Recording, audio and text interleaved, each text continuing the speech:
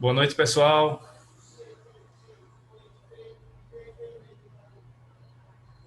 Boa noite, professor. Muito bem. Vamos aguardar a chegada de mais colegas para a gente poder começar a aula de hoje.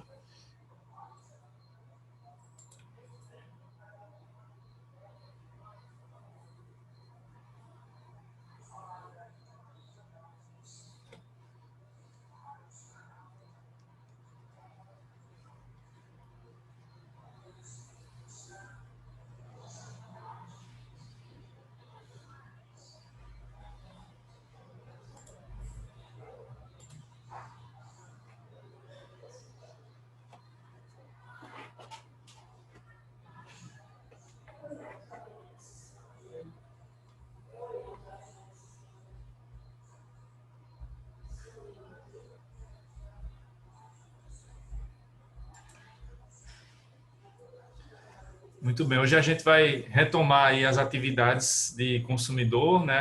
Aqueles exercícios. Então, na segunda parte da aula eu mostro a vocês, né, qual será o exercício para entregar na próxima semana. Vai ser a mesma dinâmica dos exercícios para a primeira prova, né? Então, serão 3, cada um valendo até um ponto, e aí eu vou passando para vocês, e na semana seguinte vocês me entregam, né? Sempre no prazo ali até a meia-noite da terça-feira seguinte, né?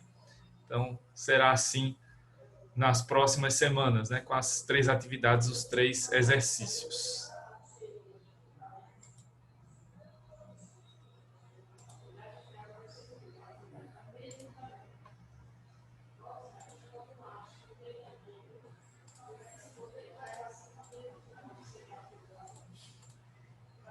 Vamos continuar hoje aqui com a nossa aula sobre responsabilidade pelo fato do produto e do serviço. Na aula passada tivemos, né, a parte lá em que eu falei sobre as regras gerais, e depois as monitoras vieram, né, com a parte que a gente discutiu mais sobre o caso do julgamento, né, do recurso extraordinário que teve repercussão geral no Supremo Tribunal Federal sobre as viagens aéreas internacionais, né, as convenções de Varsóvia e Montreal. Então, a gente vai dar continuidade aqui ao nosso assunto.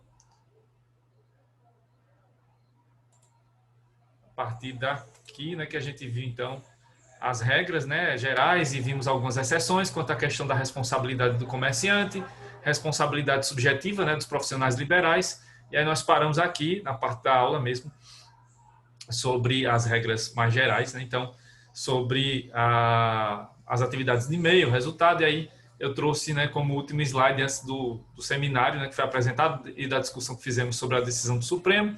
Vimos essas posições minoritárias, né, de um lado, alguns julgados que já existem, né, que tratam qualquer tipo de cirurgia estética, seja qualquer tipo de cirurgia plástica, né, tanto as estéticas quanto as que têm fins terapêuticos mesmo, como responsabilidade objetiva. E, por outro lado, a Gisele Dironaca, né, uma das autoras aqui de Direito Civil, Direito do Consumidor, defende que a cirurgia estética seja considerada obrigação de meio e leve apenas a responsabilidade por culpa comum, sem culpa presumida. Seria o caso aqui, certo? Bom, então vamos dar continuidade aqui ao nosso assunto e vamos falar agora, né, começar a aula de hoje falando sobre o direito de regresso, como é que ele vai funcionar, né, em linhas gerais, porque depois a gente retoma esse assunto no próximo, né, quando formos falar de prescrição, decadência, as regras processuais também, aí a gente vai falar sobre o direito de regresso com mais detalhes. Mas, como é um tema, né, caro aqui para o fato do produto e do serviço, então vamos falar dele também. Então, sobre o direito de regresso, pode ser requerido em ação autônoma ou nos mesmos autos da ação principal, né? E aí veremos em maiores detalhes mais à frente. Mas essa é a ideia, né? aqui o direito de regresso, que vai ser aquele caso, né, em que o consumidor vai acionar um dos entes da cadeia produtiva, mesmo que não seja ele o real causador do dano, e aí, no momento posterior, vai ser possível a ação de regresso daquele fornecedor que foi o réu da ação, né, do direito do consumidor, contra o real causador do dano. Isso pode ser feito em uma de duas situações possíveis. Ou vai se ajuizar uma ação autônoma, né, de direito de regresso mesmo, ou vai se buscar na mesma ação principal que tratou das questões consumeristas, no segundo momento vai se buscar a decisão judicial sobre a possibilidade ou não do direito de regresso. O que importa aqui é que a demanda do consumidor deve ser atendida em primeiro lugar, né, porque ela é a demanda principal, né, a causa principal aqui, então ela deve ser atendida primeiro, e depois, no momento posterior, seja na mesma ação, seja em autos apartados, vai se tratar do direito de regresso entre os fornecedores, o fornecedor que foi o réu, né, que acabou sendo condenado, contra o real causador do dano. Bom, e aí vamos para os casos, né, as situações que são tratadas aqui pelo CDC em relação à responsabilidade pelo fato do produto e do serviço.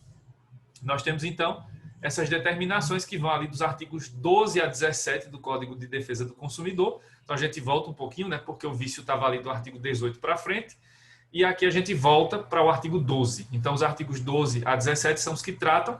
A gente vai ver que tem umas partes que foram revogadas, inclusive, então não são bem 5 artigos propriamente. Então, são esses artigos 12 a 17 que tratam do tema, e aí a gente divide, né, os pontos principais aqui. Fato do produto são os artigos 12 e 13, fato do serviço vem tratado no artigo 14, e as excludentes de responsabilidade, as que estão previstas no CDC, porque a gente vai ver que tem outras que podem estar fora do CDC, são as que vamos observar nos artigos 12, parágrafo 3º, e 14, parágrafo 3º do CDC, excludentes válidas para os fatos do produto e excludentes válidas para o fato do serviço. Lembrando que as questões aqui sobre fato do produto e do serviço trazem a responsabilidade objetiva, mas sob a teoria, né, ali pautada sobre a teoria do risco-proveito, né, o risco do empreendimento. Não é responsabilidade pelo risco integral, portanto, existem sim excludentes, mais de uma, inclusive. Né? Então, vamos aos casos aqui do fato, começando, né, pelo fato do produto. O fato do produto, então, trata, né, o Código do Consumidor trata esse assunto nos artigos 12 e 13, né, do CDC. Bom, em que consistem as situações que configuram o fato do produto? Elas resultam, em geral, de um dever relacionado à obediência às normas técnicas de segurança e de qualidade dos produtos ou serviços oferecidos no mercado. Então, vejam que não tem muita distinção com relação à questão de quantidade ou qualidade, né?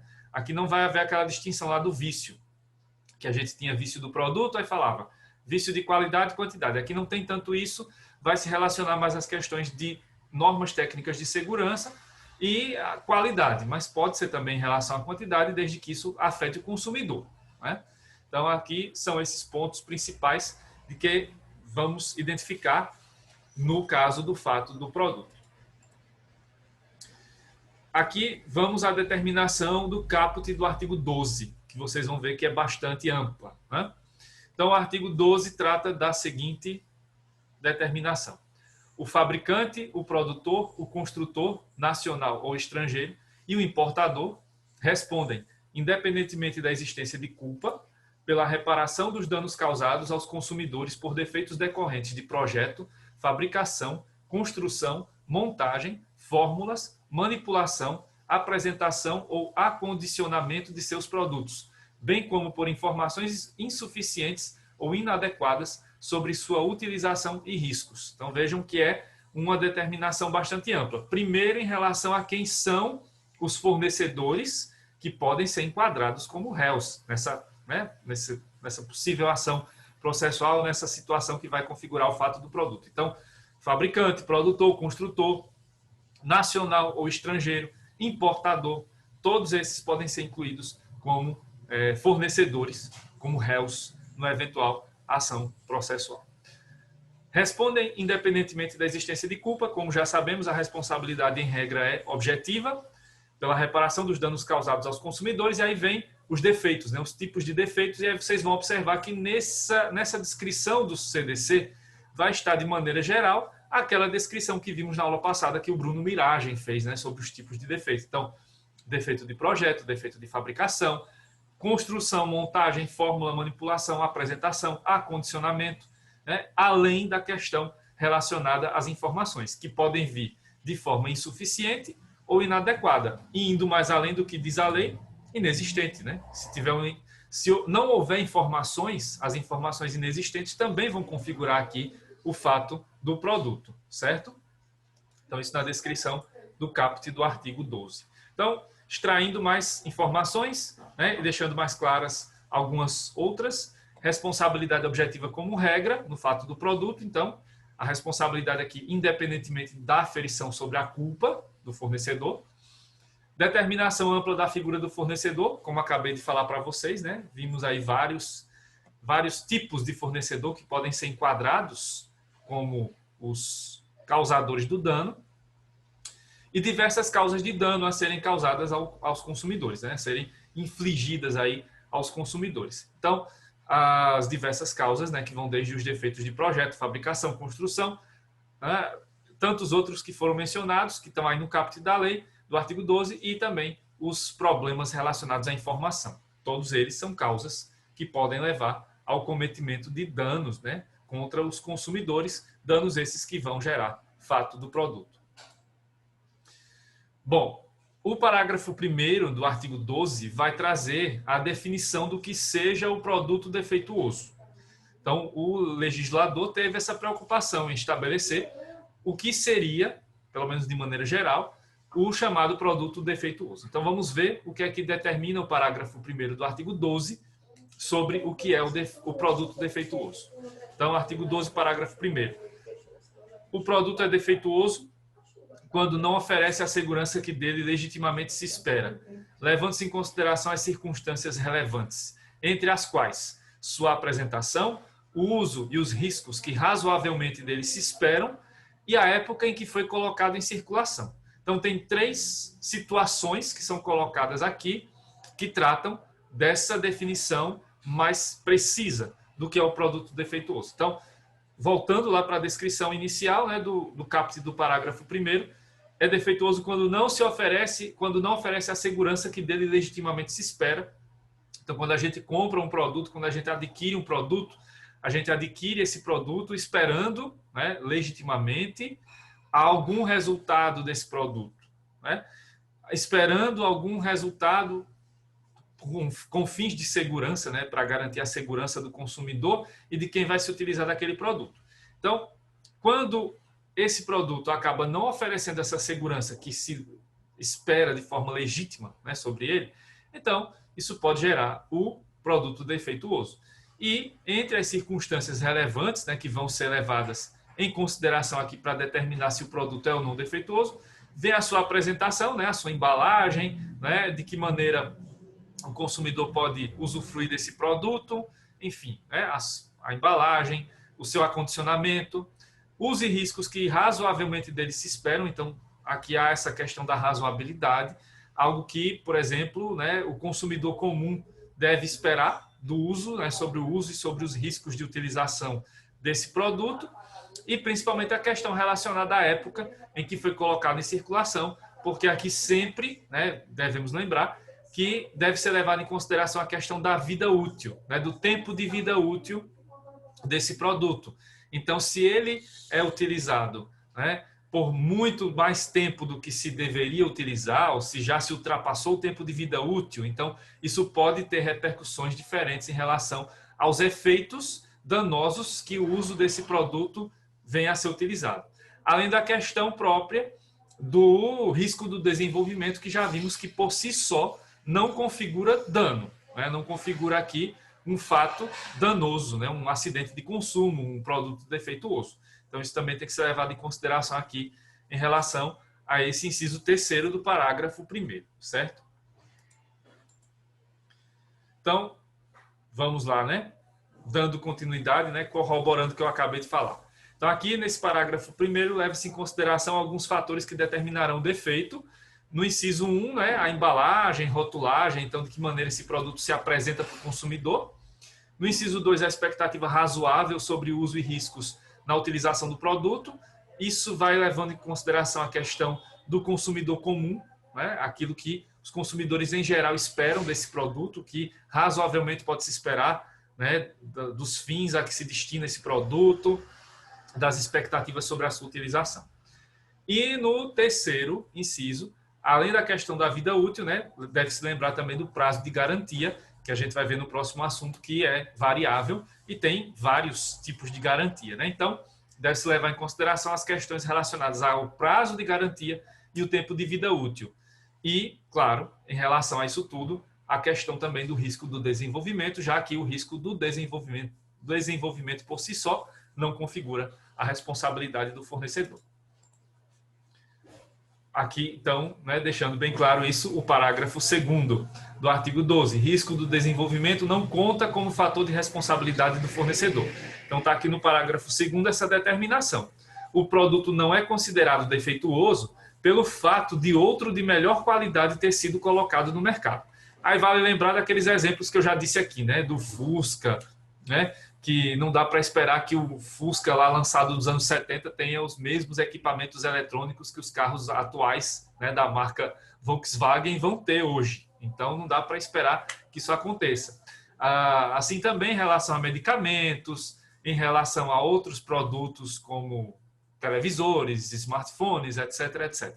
Então não dá para responsabilizar o fornecedor porque ele lançou um produto de tecnologia melhor do que a anterior. Só isso não basta. Tem que ter algo a mais, né? Outros fatores que tenham realmente configurado o dano ao consumidor, certo? Bom, até aqui, pessoal, alguma dúvida? Ainda não tinha perguntado hoje a vocês. Tudo certo até aqui? Está dando para entender?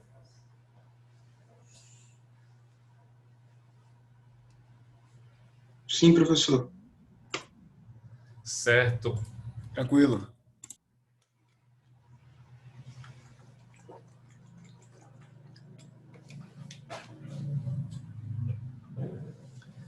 Então, aqui vamos... Ok. Então, vamos seguir aqui para o artigo 13, né, que trata da responsabilidade do comerciante e a subsidiária. Já vimos isso na aula passada, só retomando, né, já que isso também trata do assunto, né, fato do produto.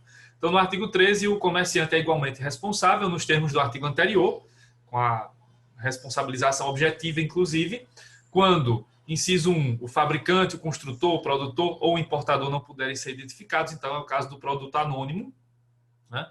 O 2, o produto for fornecido sem identificação clara do seu fabricante, produtor, construtor ou importador, aí não é um produto anônimo, né? Mas se configura quase como se fosse, porque as informações não estão claras, são inadequadas, então acaba que isso vai recair nos ombros do comerciante também.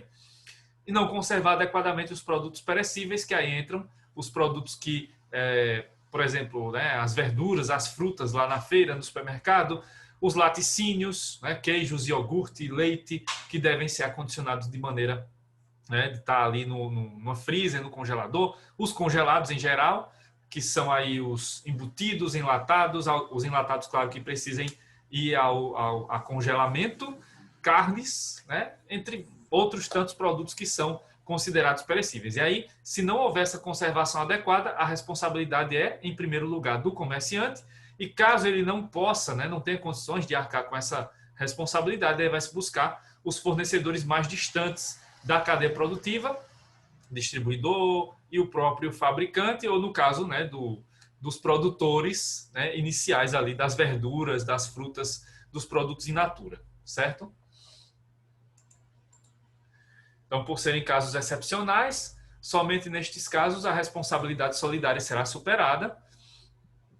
E no caso do parágrafo único, também vai haver a possibilidade de ação de regresso do comerciante perante os outros entes da cadeia produtiva. Então, se o comerciante não foi o responsável, por exemplo, pelo fato de que o produto perecível estragou, então ele pode depois entrar com ação de regresso. Ou, como eu já falei, né, ação autônoma ou nos mesmos autos da ação principal, mas sendo julgados depois da causa principal, que é a questão relacionada ao direito do consumidor. Então, o parágrafo único do artigo 13 determina: aquele que efetivar o pagamento ao prejudicado poderá exercer o direito de regresso contra os demais responsáveis, segundo sua participação na causação do evento danoso. Então, é plenamente possível que o comerciante também possa usar a ação de regresso para buscar aqui eventuais ressarcimentos por valores que ele foi, né, obrigado a pagar ali pela decisão judicial, mas que não foi ele realmente que deu causa. Mas aí não interessa, para o consumidor, o que interessa é resolver a sua demanda, e aí, se o comerciante não foi o real causador do dano, então ele que entre com a ação de regresso para buscar o ressarcimento contra o fornecedor que foi o real causador do dano, seja o distribuidor, seja o fabricante, seja o produtor ali do produto in natura. Então, em relação ao fato do produto, essas são as informações principais. Alguma dúvida, pessoal, até aqui?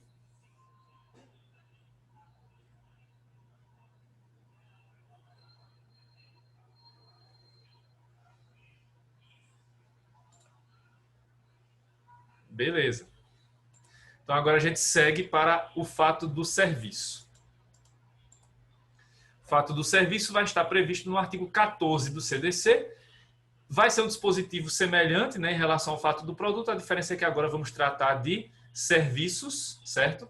Então, vamos ver como isso se configura, se tem alguma regra diferente. Vocês viram que eu pulei, né? Não vimos o artigo 12 inteiro, porque está faltando aquele parágrafo lá das excludentes. Eu separei para falar depois, né, das excludentes. Então, a gente vai falando aqui do que é, né, fundamental de início e depois a gente chega na parte das excludentes para a gente ver como é que funciona.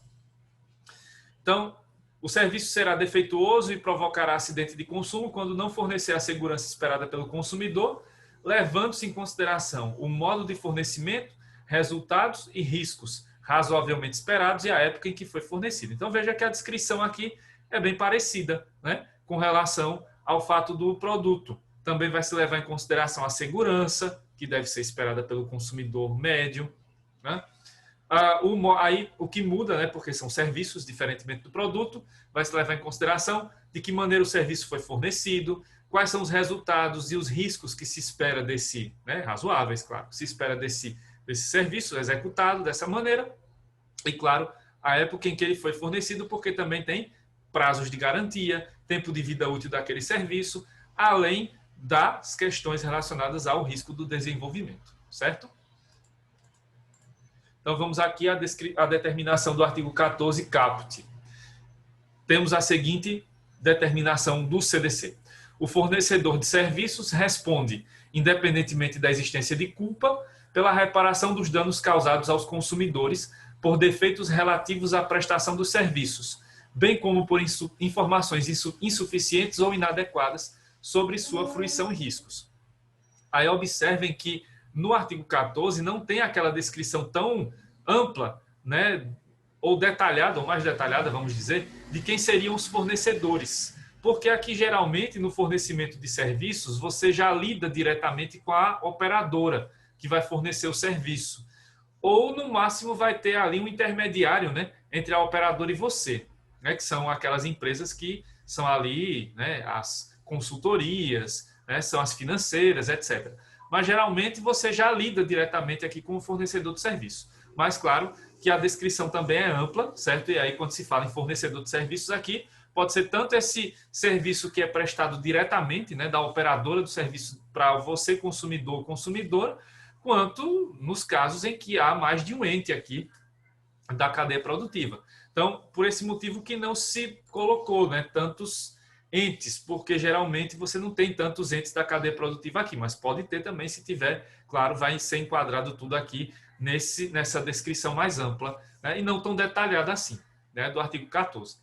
E aí, responde independentemente da existência de culpa, mais uma vez a regra, né, responsabilidade objetiva, reparação de danos causados aos consumidores, e aí os defeitos relativos à prestação de serviços, então de que maneira os serviços foram prestados, e também, então, com relação à prestação de serviços, qualquer tipo de problema, né, que cause dano ao consumidor, e também aqui relaciona-se à questão das informações insuficientes, informações inadequadas sobre como esse serviço pode ser utilizado, quais são os riscos que existem na utilização desse serviço. E aí, claro, indo além do que a lei coloca de maneira literal, não é só informação insuficiente, não é só informação inadequada, também há informação inexistente. Se não há informação, claro que os riscos de haver danos serão muito maiores. Então, aqui entra também a questão mais extrema da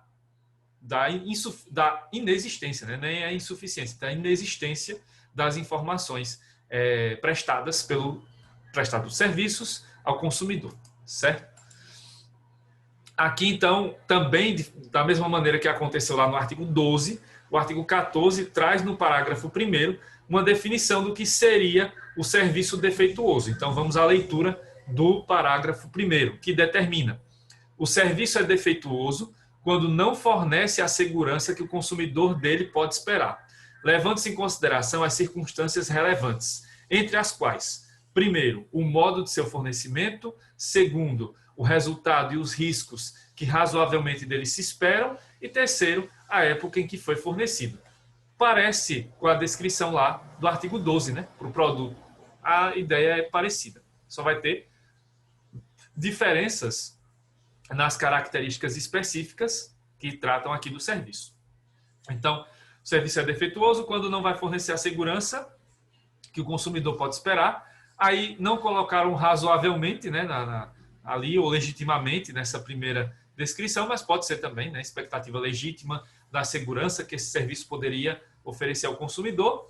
E aí leva-se em consideração essas circunstâncias, as três: de que maneira o serviço foi fornecido, então seu modo de fornecimento, resultado e riscos razoáveis, né, que razoavelmente se esperam da execução daquele serviço, e a época em que foi fornecido, levando em consideração o prazo de garantia, se houver, período de vida útil do contrato, né, de serviço, porque geralmente os serviços são regidos por contratos periódicos. Então, se você tem internet, você tem ali um contrato que geralmente ele dura 1 ano, né? Se você tem um plano de telefonia, geralmente ele é renovado também a cada ano. Se você tem um plano de saúde, ele vai sendo renovado o contrato a cada ano, e tem aquelas questões de mudança de faixa etária também, que acontecem a cada período de tempo, não a cada ano especificamente, entre outros serviços, né? Então, geralmente a gente tem essa renovação periódica dos serviços. Então, durante aquele período, né, da execução plena do serviço,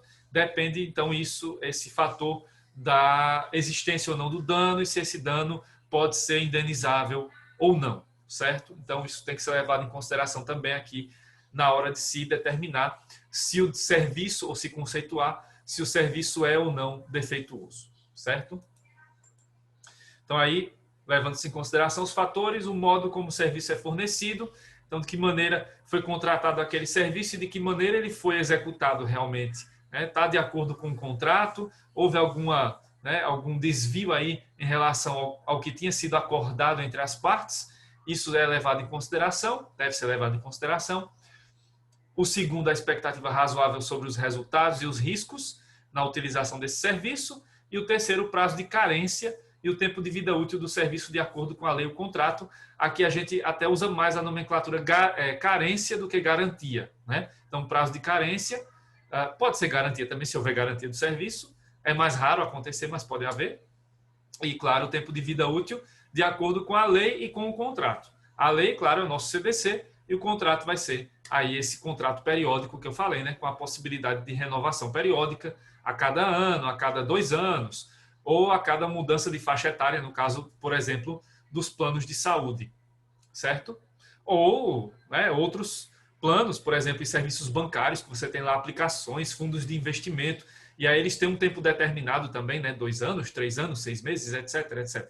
Então, isso também vai ser levado em consideração aqui, nesse momento, para se definir se o serviço é ou não é defeituoso, se pode gerar indenização ou não, certo? Também aqui, vale lembrar, né, lá do inciso 3º, sobre o risco do desenvolvimento. Então, o fato de que a operadora, né, que está executando esse serviço lançou novas tecnologias e tudo mais, isso vai trazer, por si só, dano ao consumidor? Não. Dano indenizável? Não. está aí o parágrafo 2º do artigo 14, mantendo a mesma ideia do artigo 12 lá, sobre o fato do produto. Então, aqui em relação ao fato do serviço, também o risco do desenvolvimento por si só não gera responsabilidade para o fornecedor. Então, parágrafo 2º do artigo 14, o serviço não é considerado defeituoso pela adoção de novas técnicas. Então, só o fato de haver uma nova tecnologia ali naquele serviço sendo executado não vai gerar a possibilidade de indenização para os consumidores. Por exemplo, o que acontece aí com as internets e celulares, né? Então, sai lá do 3G para o 4G, daqui a pouco vai chegar a 5G. Então, isso vai gerar, só essa mudança pura e simples, vai gerar danos para o consumidor? Não, tem que ter algo a mais aí para se gerar o dano indenizável, nesses casos, né? Para se configurar o fato do serviço. Então, o risco do desenvolvimento sozinho não gera a responsabilidade aqui do fornecedor, como já foi falado outras vezes. Aí pulando, né, parágrafo 3º das excludentes, então a gente vai para o parágrafo 4º, só lembrando que a gente viu também isso na aula passada, a responsabilidade dos profissionais liberais, que é de natureza subjetiva, por culpa presumida ou culpa comum. E aí é o parágrafo 4º do artigo 14 que traz essa determinação. A responsabilidade pessoal dos profissionais liberais será apurada mediante a verificação de culpa, certo? Então, só lembrando isso mais uma vez, né, é necessário distinguir as questões de atividade de meio, resultado, para ser culpa presumida, culpa comum, e também, na prática, você tem que levar em consideração se esse profissional é liberal mesmo, né, se ele está agindo de forma autônoma, ou se há ali, né, na verdade, uma fachada. Porque, como eu falei, né, na aula passada, às vezes se utiliza cooperativas de médicos e outros profissionais como se fosse, né, uma associação de profissionais autônomos. E aí, na verdade, quando você vai mais a fundo, você percebe que a cooperativa, na verdade, é uma empresa. E ali você tem, né, o empregador e tem os empregados, que são os profissionais que supostamente são liberais, são autônomos. E não é o caso. Então, se há uma fachada, se realmente não há profissional autônomo ali, então não incide esse parágrafo 4º, volta para a regra do artigo 14. Né? Então, aí quem vai ser responsável objetivamente é a empresa, a suposta cooperativa, é o hospital, né? Ou a empresa propriamente dita, né? Que foi colocada ali com o nome de cooperativa, mas na verdade cooperativa não é, certo? Então, tem que se levar isso em consideração também. Só que, claro, como falamos em direito do consumidor, vai ser possível solicitar a inversão do ônus da prova e aí vai caber ao fornecedor, né, provar que realmente é uma cooperativa e que ali realmente tem profissionais autônomos. Vai caber a eles provar isso. Se não conseguir provar, então não incorre aí na situação desse parágrafo 4º do artigo 14, certo? Bom, então as regras gerais, né, sobre fato do produto, fato do serviço, são essas, estão postas aí para vocês, né, falei para vocês as principais. Pessoal, sobre o fato do serviço, alguma dúvida até aqui?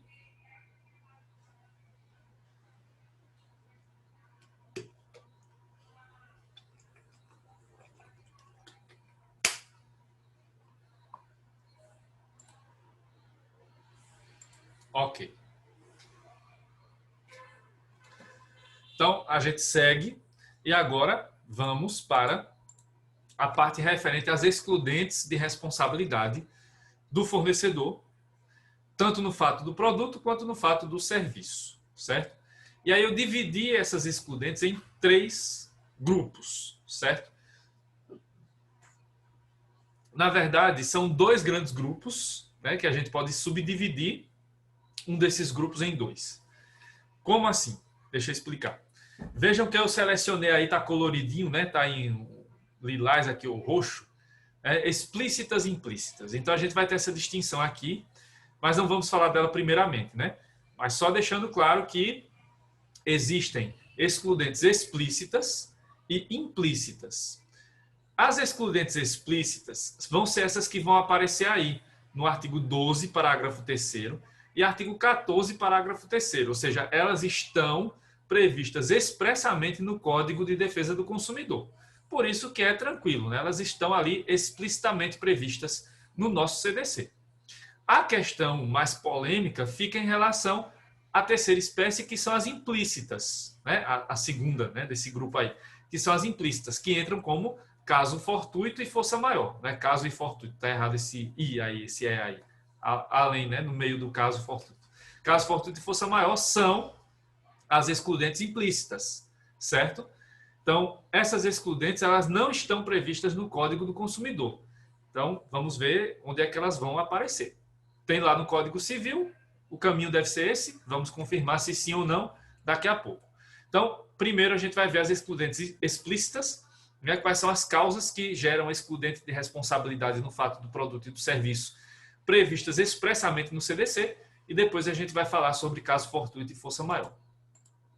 Bom, então vamos ao artigo 12, parágrafo 3º, para a gente ver quais são as situações explícitas, né, que o CDC trata como excludentes no caso do fato do produto. Então, artigo 12, parágrafo 3º. O fabricante, o construtor, o produtor ou o importador só não será responsabilizado quando provar, primeiro, que não colocou o produto no mercado, segundo, que embora haja colocado o produto no mercado, o defeito inexiste, e terceiro, a culpa é exclusiva do consumidor ou de terceiro, certo? Então, são essas as três situações que configuram excludentes de responsabilidade no fato do produto. Então, ocorreu dano, né? O consumidor sofreu aquele dano, mas não foi causado pelo fornecedor, por algum desses três motivos. Um deles, não podem ser os três, né? Um deles. Então, ele não colocou o produto no mercado. Aí, lembrando, a prova é o ônus da prova, né? É do fornecedor. Então, é o fornecedor que tem que provar. Primeiro, não colocou aquele produto no mercado. Aquele produto não é dele. É, por exemplo, um produto falsificado. Tem o nome, tem a marca dele, mas não é fabricado por aquele fornecedor. É um produto falsificado. Então, ele, fornecedor nesse caso, do produto original, está fora dessa situação, né? Claro, provando justamente que não foi um produto fabricado por ele, né?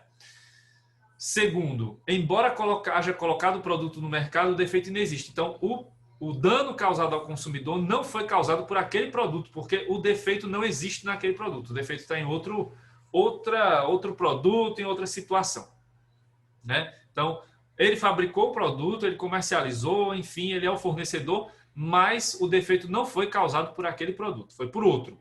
Então, aí, é a segunda causa.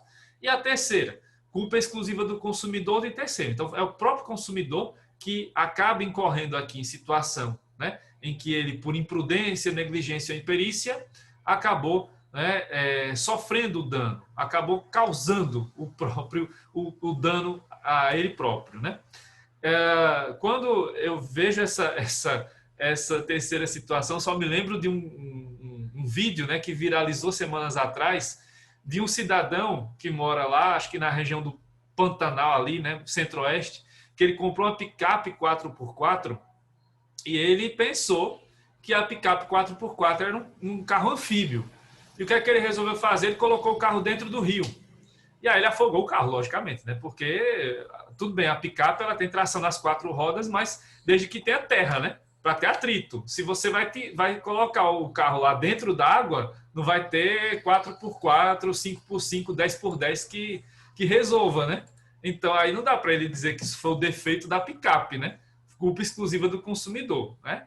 Então esse vídeo que é até um pouco assustador, né? Mas que, né, é um submarino realmente, né? Ele queria transformar a 4x4, a picape, no submarino, né? Aí não dá, né, gente? Então, né, nem é carro anfíbio, que já existe carro anfíbio, mas nem é. E nem essa é a intenção, né, do fabricante, e nem submarino, não dá, né? Então, é desse tipo aí, né? Desse tipo de situação. Ou outras tantas, né? Porque a gente tem aqui no Brasil a questão da voltagem 220, 110, aí se o produto não tem aquele adaptadorzinho, pode dar problema isso, e aí você, né, se tem a informação clara lá e você mesmo assim teima e coloca lá na tomada errada, a culpa será do consumidor. Então, menos de 1 minuto, já sei. Não vou me alongar muito, não. Daqui a pouco eu volto e continuo. Me esperem aí que eu já volto depois do intervalo.